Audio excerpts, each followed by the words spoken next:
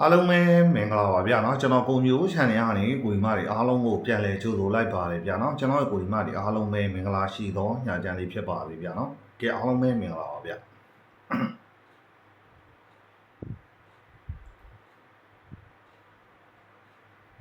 ကဲအားလုံးပဲကျွန်တော်ရဲ့ချစ်ကိုချစ်မရဲ့အားလုံးပဲစိတ်ချမ်းသာခြင်းကိုကျမ်းမာခြင်းနဲ့အားလုံးပဲပြည့်စုံနိုင်ကြပါစေကောင်းမွန်သောနေ့ရက်လေးတွေနေ့တိုင်းမှာဆက်လက်ပြီးတော့ပိုင်းဆိုင်နိုင်ကြပါစေလို့ကျွန်တော်ကိုမျိုး channel ကနေကိုကြီးမရဲ့အားလုံးအတွက်ဦးစွာပထမဆုံးအောင်တောင်းပေးလိုက်ပါရဗျာเนาะကဲအားလုံးပဲကျွန်တော်ရဲ့ချစ်ကိုချစ်မရဲ့အားလုံးပဲမင်္ဂလာရှိသောညချမ်းလေးဖြစ်ပါစေဗျာเนาะအားလုံးပဲမင်္ဂလာပါဗျာကဲအားကြောင့်ကချစ်ကိုချစ်မရဲ့အားလုံးပဲဒီနေ့ကျွန်တော်တို့ကိုမျိုးတိုင်းနည်းနည်းလောဘကကြီးပေါ့เนาะလုံးဝနဲ့ break နေကျွန်တော်ခွန် break အဓိကဖမ်းမယ်မစီမဆိုင်များနှစ် break လာကြတယ်လို့ပေါ့နော်နှစ် break ဆိုနှစ်ခွန် break စိုးရင်လုံးထည့်ပြီးတယ်ကျွန်တော်တို့ဝမ်းချင်းနဲ့ပတ်သက်လာရင်ဝမ်းချင်းကလည်းကျွန်တော်တို့မနက်တော့ဝမ်းချင်းဒါပေမဲ့တနေ့လုံးကတင်ထားတော့မှန်တယ်646ကီးကလည်းဂျန်သေးတယ်လောကကြီးပြီးတော့646ကီးကိုခွန် break နဲ့ပဲထုတ်လိုက်တော့နှစ်ခွန်ဝမ်းချင်းကိုလည်းကျွန်တော်တို့ကအဓိက main ခွန် break နှစ်ခွန် break ကြတော့အပြည့်ဝသွားပြီးတော့ထုတ်လိုက်တယ်အဲ့တော့ကနန်းတွေကလည်းများပါလေများတာလည်းတကြောင်ဟိုနည်းဖြစ်တာကိုကလည်းအရန်ကြိုက်တာတကြောင်အဲ့တော့ကချစ်ကိုချစ်မအားလုံးပဲဆက်လက်ပြီးနှစ်ခွန် break ကြတာဖြစ်တဲ့အတွက်ဆက်လက်ပြီးတော့ပေးအောင်မယ်ဆိုနောက်မှညှက်နေတယ် break ကောင်းကောင်းလေးတော့ရကြအောင်နေမယ်လို့တော့ထင်ပါတယ်နောက်တစ်ခုအနေနဲ့ကိုကြီးမအားလုံးပဲနောက်မှမှာတော့ကျွန်တော်တနေ့လုံးသာပဲအဓိကတင်ပေးမှာဖြစ်တဲ့အတွက်ကိုကြီးမအားလုံးအတွက်ဒါ video file ကျွန်တော်ဒီတစ်ပတ်တာမှာဒီ channel လေးမှာပဲနောက်တစ်ပတ်တနင်္ဂနွေညမှာပဲပြန်တင်တော့မှာဖြစ်ပါတယ်လောလောဆယ်မှာကတော့ကိုကြီးမအားလုံးအတွက်နောက်မှတနေ့လုံးသာမှာအဆင်ပြေလို့တက်နိုင်အောင်လို့အကောင်းဆုံးဖြစ်အောင်လို့ကြိုးစားပေးထားပါတယ်အဲ့တော့အဓိကအချက်အနေနဲ့ယုံကြည်မှုအပြည့်အဝရှိကြတဲ့เนาะကိုမျိုးကိုချစ်ကြတဲ့ယုံကြည်မှုပြေဝရှိကြတဲ့ကိုကြီးမအားလုံးပဲပေါ့နော်လိုက်ပြီးထိုးပါလိုက်ပြီးဆော်ပါအားလုံးနောက်တစ်ခုအနေနဲ့ပေါ့နော်ဒီအတန်တွေခဏမကြားချင်ဘူးဆိုတာကိုကြီးမအားလုံးပုံဝင်လင်းပြောတာပါနေ့တိုင်းနဲ့ပတ်သက်ပြီးတော့ကျွန်တော်တို့အခုနားထားတဲ့ channel ကြီးမှာဆိုရင်ကျွန်တော်အကောင်းဆုံးအမြဲတမ်းပေါ့နော်စေတနာအပြည့်အဝထားပြီးတော့အမြဲတမ်းအကောင်းဆုံးကြိုးစားပေးခဲ့တယ်လို့ကျွန်တော်ဘယ် channel ပဲရောက်ကျွန်တော်ဒီအတိုင်းပဲကြိုးစားပေးနေတန်းလန်းနေပေါ့နော်ကိုကြီးမအားလုံးပဲတခါတည်းမှာကျွန်တော်နဲ့တူလက်တွဲကြတဲ့ကိုကြီးမအားလုံးကအရင်ကြီးကအရန်ကိုကြီးပါတယ်အဲ့တော့ကိုကြီးမအားလုံးတိုးတက်ကိုမဖြစ်မနေပြန်ကြည့်ပြီးရတယ်ခါမျိုးတွေကြာရင်ကိုကြီးမအားလုံးပဲနေတိုက်ကလူတွေနဲ့ပတ်သက်ပြီးတော့အရင်ကြီးမရှိဘဲနဲ့ထိုးရတယ်လို့မပြောဘူးချစ်ကိုကြီးချက်မိုင်အားလုံးကိုလည်းနေတိုင်းနဲ့အလျောက်အဆင်ပြေအောင်လို့ကျွန်တော်လည်းထုံနိုင်တော့ရတော့ဘယ်ဟာအဖွဲ့ဝင်ကနန်းဘယ်ဟာကတော့အဖွဲ့ဝင်ကနန်းမဟုတ်ဘူးဆိုပြီးတော့ခွဲခြားပြီးတော့ထုတ်ခဲ့ရင်လည်းဒါတကြောင်ပေါ့နော်အဲ့လိုမျိုးထုတ်တာလည်းမရှိဘူးဒါပေမဲ့အခါတရံမှာခွဲခြားပြီးအောင်မြင်တာမျိုးတော့ရှိတယ်ဘာလို့လဲဆိုတော့နေတိုင်းကအကြိုက်နဲ့အဖွဲ့ဝင်ကနန်းကထွက်လာမျိုးတွေရှိတယ်နေတိုင်းကအကြိုက်နဲ့တူချင်မှလည်းတူတယ်မတူတဲ့ခါလည်းရှိတယ်เนาะအဲ့တော့ကဘယ်လိုပြောရမလဲဆိုတော့ကိုကြီးမရဲ့အားလုံးပဲကျွန်တော်ကတော့အားလုံးရကြပါစေဆိုတဲ့ဆန္ဒနဲ့ကြီးပဲအမြဲတမ်းပေါ့နော်ဘယ်ကနန်းလေးပဲဖြစ်ဖြစ်ဘယ်ရာလေးပဲကျွန်တော်အခွင့်အရေးပေးထားကြည့်လိုက်ကျွန်တော် channel ကျမ်းမှာကျွန်တော်ဟိုးဘ channel မှာဆိုရင်လည်းကျွန်တော်အခွေကတော့၄လုံးခွေတော့ share ထုတ်ပေးတယ်အဓိကအနေနဲ့မိသားစုဝင်ထက်တော့ပို့ပြီးတော့အဆင်ပြေတယ်ပေါ့နော်ဒီလာမယ့်ရှစ်ဘက်ကတော့ဒါ300တဲ့ရှိတာဖြစ်တဲ့အတွက်ကျွန်တော်အခွေကတော့မထုတ်တော့ဘူးနော်မိသားစုဝင်ကျွန်တော်လည်းအဖွဲ့ဝင်ဆော့ကြတဲ့ကိုကြီးမအားလုံးကိုထုတ်ဖြစ်မလားနော်ပတ်တိထုတ်ဖြစ်မလားလာမယ့်ရှစ်ဘက်တော့ကိုစဉ်းစားပါနော်အဲ့ဒါကိုစဉ်းစားမှာဖြစ်တဲ့အတွက်ရှစ်ဘက်ကလည်း300ထဲရှိတာဖြစ်တဲ့အတွက်ကျွန်တော်တို့ကတနင်္လာဖောင်းပြီးအင်္ဂါနေ့ထွက်ပုံနေဖောင်းကြာပြီးတောက်ကြအဲ့လို300ပဲစောင့်အောင်မှဖြစ်တဲ့အတွက်တိတ်ပြီးတော့အဆင်မပြေဘူးเนาะအဲ့ဒါကြောင့်မို့ကိုကြီးမအားလုံးပဲပေါ့နော်အဓိကအချက်အနေနဲ့ကျွန်တော်ကတော့နေ့တိုင်းနဲ့ပတ်သက်ပြီးတော့အဓိကထပ်မှန်ပြောချင်တာအားလုံးကိုအဆင်ပြေအောင်အတက်နိုင်ဆုံးကြိုးစားပေးနေပါတယ်ဘာပဲဖြစ်เนาะကျွန်တော်လည်းမနေပါဘူးဗျခါနေရမှာကြောက်ကုန်းမှန်တွေကရင်တော်ကောင်းတယ်ပေါ့နော်ရင်တော်ကောင်းတယ်မှန်ကိုရှာလိုက်ရတာနဲ့ရှာပြီးတော့ထုတ်ပေးရတာနဲ့ကိုကြီးမိုက်အားလုံးအတွက်ပြန်ပြီးတော့ရလာတဲ့တုံ့ပြန်မှုတွေနဲ့ကတိတ်ပြီးတော့အဆင်ပြေမနေဘူး။တချို့တွေကလည်းဖြစ်တယ်ပေါ့နော်။ကိုရဖို့ကိုအဆင်ပြေဖို့နောက်တစ်ခုအနေနဲ့ကျွန်တော်လာတိုက်ခိုက်ဖို့ကျွန်တော်လာတိုက်ခိုက်လို့ကျွန်တော်ကဘာမှမဖြစ်ဘူး။ကိုကြီးမိုက်အားလုံးပဲကိုမျိုးတော့ကဒီတိုင်းလေးပဲကနန်းထုတ်ပေးတယ်ကျွန်တော်ဝါနာပိုင်ကျွန်တော်ဆော့မယ်လေ။ကျွန်တော်အဖေဝင်နဲ့ပတ်သက်ပြီးတော့ကကျွန်တော်လာတိုက်ခိုက်လဲကျွန်တော်အဖေဝင်ကအလုံးလည်းမရောအရက်လည်းမရောနော်အေးစေးပဲနေ့တိုင်းမှာဆော့တဲ့ကိုကြီးမအားလုံးလည်းကျွန်တော်ယုံကြည်ကြလိုက်ဆော့တဲ့ကိုကြီးမအားလုံးလည်းအေးစေးပဲအခုချိန်ပြီနော်ဘာမှလည်းနစ်နာမှုဆိုတာလည်းမရှိဘူးဒါပေမဲ့ ဟိုဘက်ပြောင်းလိုက်ဒီဘက်ပြောင်းလိုက်ကျွန်တော်မှလည်းအလုပ်တွေများတယ်အပတ်နဲ့ဆိုရင်တော့လည်းဖြစ်ကောင်းဖြစ်တယ်တခါတလေကြာရင်ဖြစ်တတ်တာပေါ့နော်ဖြစ်တတ်တယ်ဆိုတာကိုလည်းအတက်နိုင်ဆုံးတော့အကောင်းဆုံးကြိုးစားပေးနေရအလုပ်တွေအရင်ရှုပ်တဲ့ခါမျိုးကြာရင်လည်းအဆင်မပြေဘူးပေါ့နော်ဘာဖြစ်တင်တာတော့ပုံမှန်တင်ပေးနေတယ်ဟိုဘက်ကလည်းဖိသေးမှုနဲ့တခါပေါ့နော်အဲ့ဒါမျိုးတွေကြောင့်တိတ်ပြီးတော့နေမဖြစ်ထားပါအားလုံးကိုစိတ်ဆိုးလို့လည်းပြောတာမဟုတ်ဘူး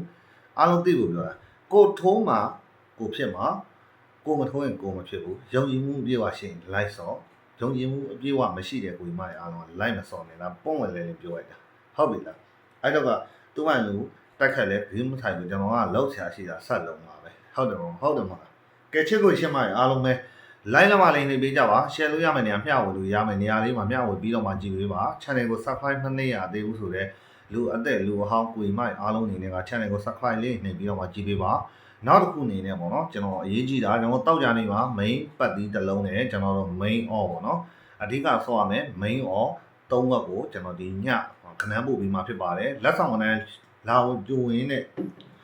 လက်ဆောင်ကလည်းယူရင်းနဲ့ဝင်ကြတယ်ကိုမိုက်အားလုံးပဲအရှိတစ်ပတ်တော့ပါအပြီးပါเนาะအရှိတစ်ပတ်3ရက်အတွက်ပါဟိုအရှိတစ်ပတ်3ရက်အတွက်ပါအကောင်လုံးအပြီးအဖို့ဝင်ရင်းနေနဲ့တောင်းဝဲချက်သတ်မှတ်ထားပါတယ်အဲ့တော့ကိုကြီးမအားလုံးပဲတောက်ကြနေတော့လက်ဆောင်တိုင်းယူရင်းနဲ့ဝင်ထားပြီးသားလူဟောင်းကိုကြီးမအားလုံးနေနဲ့ညှက်ကြမှာခဏန်းပုံမှာเนาะညှက်ကြမှာခဏန်းပုံမှာအဲ့တော့ကိုကကျွန်တော်ဆန့်သွယ်ခြင်းနဲ့ကိုကြီးမအားလုံးကဒီဗီဒီယိုဖိုင်ရဲ့ comment ဝင်ပြီးတော့ကြည့်လို့ရလို့2516439ဆိုရတာဖုန်းနံပါတ်ဟိုနေကျွန်တော်ဆက်သွယ်လို့ရပါတယ်အဲ့မှာเนาะဟိုန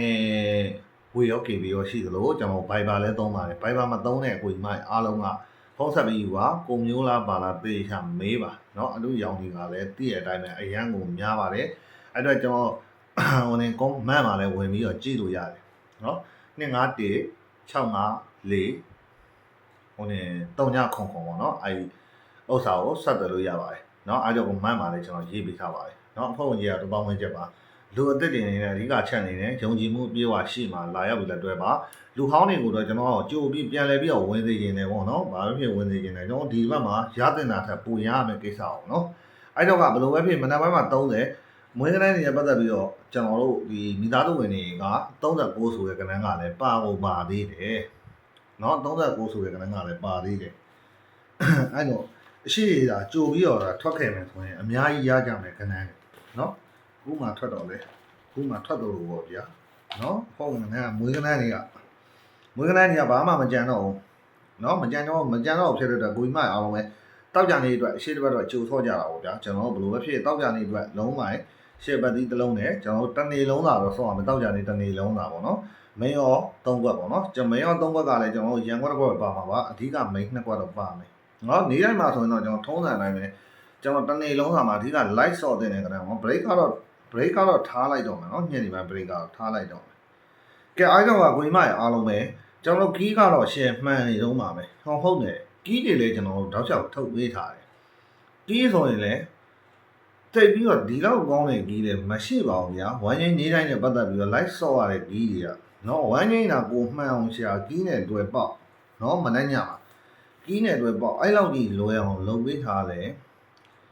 အစင်မပြေတာတွေကများတယ်ပေါ့နော်ဘယ်လိုလုပ်ကြမလဲနော်အဲ့တော့က channel အသစ်ကလည်းဖြစ်နေတယ်တိတ်ပြီးတော့လည်းမပြောရဲဘူးနောက် channel ဟိုနေအဟောင်းကတော့လာမယ့်ရှိတော့ပြန်ရမယ်ကျွန်တော်တင်လို့ရရင်ကျွန်တော်တင်မယ်အဲ့ channel မှာเนาะအဟောင်းပါပေါ့နော်အကြည့်ဟိုနေပထမလွှင့်နေကြ channel မှာကဲအဲ့တော့ကကျွန်တော်တို့တောက်ကြနေမနိုင်ညတနေလုံးသာမှာအဓိက live shot တင်တဲ့ဝိုင်းချင်းက3ပိုင်5ပိုင်3ပတ်ဒီ5ပတ်ဒီပဲဖြစ်ပါတယ်3-5ဝိုင်းချင်းပဲเนาะချစ်ကိုချက်မရအားလုံးပဲဝိုင်းချင်းက3-5ဝိုင်းချင်းပဲ3နဲ့ပတ်သက်ရင်ပြန်ကြပြီးပါပြီးတော့3-5ဝိုင်းချင်းနဲ့ဆိုတော့เนาะအဲ့တော့3နဲ့ပတ်သက်ရင်39 34 36 32ဆိုတဲ့ကဏ္ဍ4ခွက်3နဲ့ပိုင်းပြန်ထုတ်ထားတယ်ပြီးရင်9နဲ့ပတ်သက်ရင်အဓိက main ထိုးရမယ့်ကဏ္ဍ59 54 56 52ဆိုတဲ့ဒီ main ကို4ခွက်ထုတ်ထားပါတယ်အဲ့3နဲ့ပတ်သက်ရင်ကြိုက်တဲ့ကဏ္ဍ4ခွက်9နဲ့ပတ်သက်ရင်ကြိုက်တဲ့ကဏ္ဍ4ခွက်လောလောဆယ်ကဏ္ဍကပေါ့နော်နှစ်တစ်လုံးကြံနေချမ်းမယ်လို့တော့မသိပ်ပြီးတော့မထင်တော့ဘူးဒီညနေပေးသွားတဲ့ကဏ္ဍကိုကျွန်တော်က4နဲ့ပြီးမယ်ထင်တာနော် break ခွန်တော့အရန်ယုံခဲ့တာ4နဲ့ပြီးပြီလို့4နဲ့ပြီးရင်တော့ကျွန်တော်လည်းအများကြီးပေါက်တယ်ချစ်ကိုကြီးချစ်မအားလုံးနဲ့အဆင်ပြေကိုကလည်းလောပါကြီးရဲ့ကဏ္ဍထုတ်တယ်သိတဲ့အတိုင်းပဲ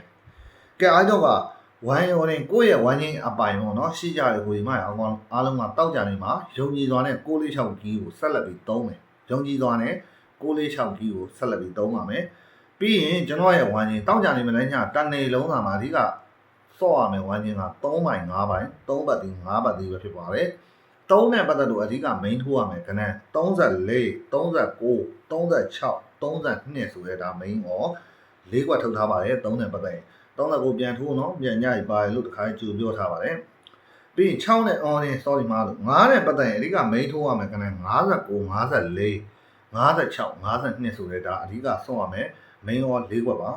main ရော၄ခွက်ဖြစ်ပါတယ်အဲ့တော့အားလုံးပေါင်းခဏ8ခွက်ကြည့်မယ်တောက်ကြနေတနေလုံးသာမှာနော်ကျွန်တော်ရဲ့အကြိုက်ဆုံး main ရောက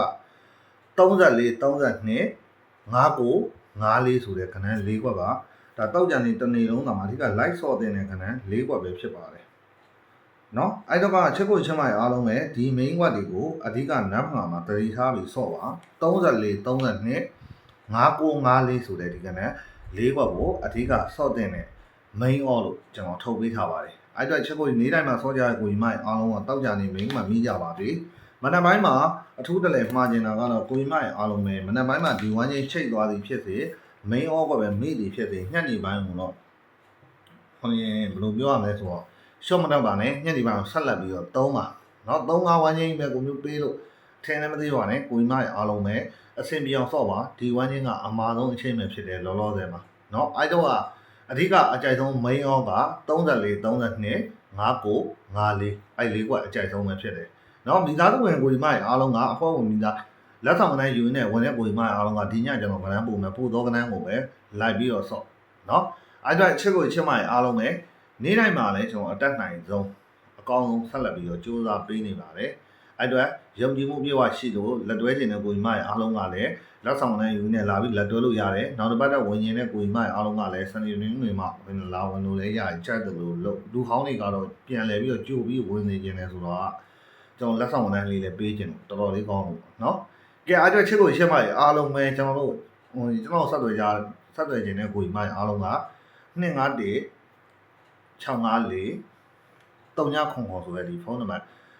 3ပါတယ်ဝေးကေပေးရှိပါတယ်နောက်တစ်ခုဘိုင်ဘာရဲ့3ပါတယ်ဖုန်းဆက်ပြီးဝင်မဲ့ကိုကြီးမအားလုံးကကိုမျိုးလာပါတာတေချာမင်းရပြီနောက်ပြီးပြီနော်ကဲအဲ့တော့ချစ်ကိုချင်းမအားလုံးပဲ